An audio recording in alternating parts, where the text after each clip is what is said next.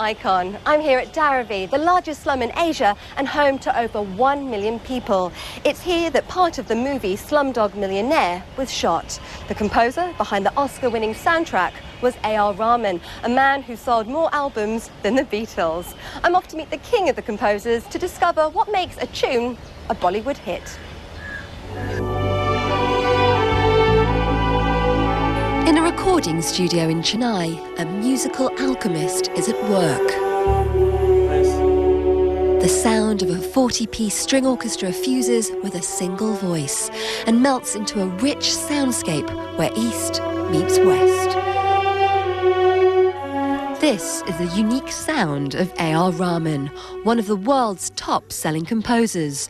In a country where film and pop music are one, A R Rahman dominates the charts. You managed to so eloquently mix Westernized music with Indian music. How have you managed to do that? When I came into the scene, I was listening to everything other than what was going here. I was listening to Chinese music, I was listening to Hollywood, I was listening to symphonies. Because here it was folk music and classical music, which was great. Indian classical? Yeah. And so I had to move away to go to the alternate zone. The uniting of seemingly disparate sounds has proven a hit for A R Rahman. He's won 2 Oscars, a BAFTA and a Golden Globe, and has sold over 150 million albums. So, how has he managed to appeal to the West without losing his Indian musical identity? You've got the Indian influence, although I know you said that you shunned it. By osmosis, you must have it. I've not shunned it. It's within me. It's my DNA, so I can't. It comes out in various ways. Like even the new 127 Hours. It's a movie about an American hero, and it still has Indian elements in it. It goes like.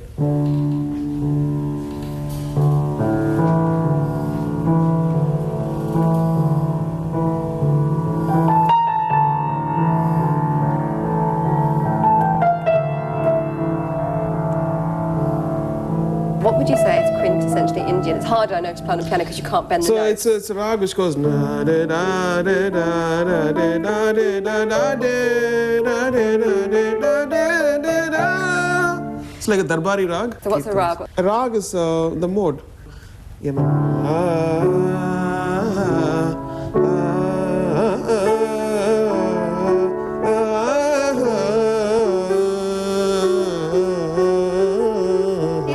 The equivalent of scales on arpeggios and scales are just notes, right? But then the rags create a mood. They have certain sets of rules and certain nuances which have to be used, and those nuances give the feel of what the rag is about and what it does to your spirit. And sometimes you feel so much of self-satisfaction when you do it. It's almost like a drug.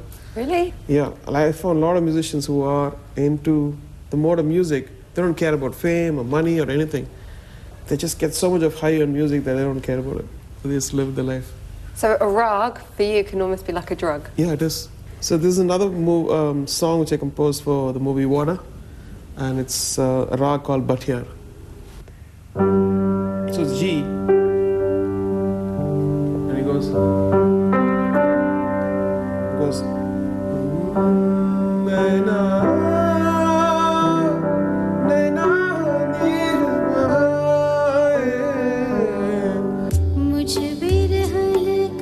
The rising and falling of a series of 5 or 6 notes is at the heart of the rag.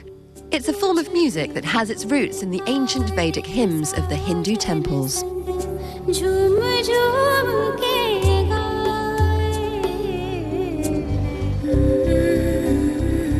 Rahman gained international recognition in 2008 through his soundtrack for the Oscar-winning movie Slumdog Millionaire. I love Latika's theme. Could you show me how you came up with that? Well, it had a Bruce Springsteen temp music on it. But I felt that sounds very American for an Indian movie. So what we did was we did a song without words, so it wouldn't distract at that point of.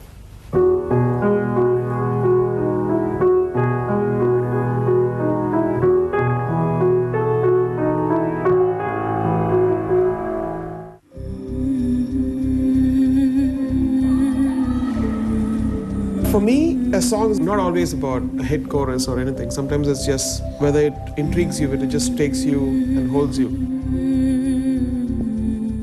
I couldn't interview you without asking about Jai Ho. Yeah.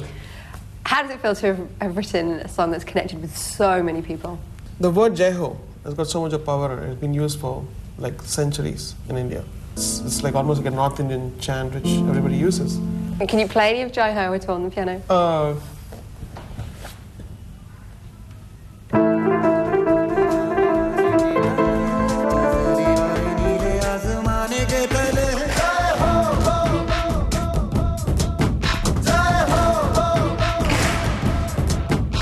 What does the word mean?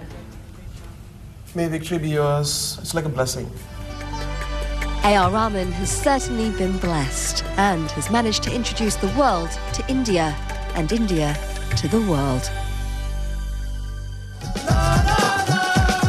Coming up after the break, Picture Perfect. We meet Mumbai's last remaining poster painter.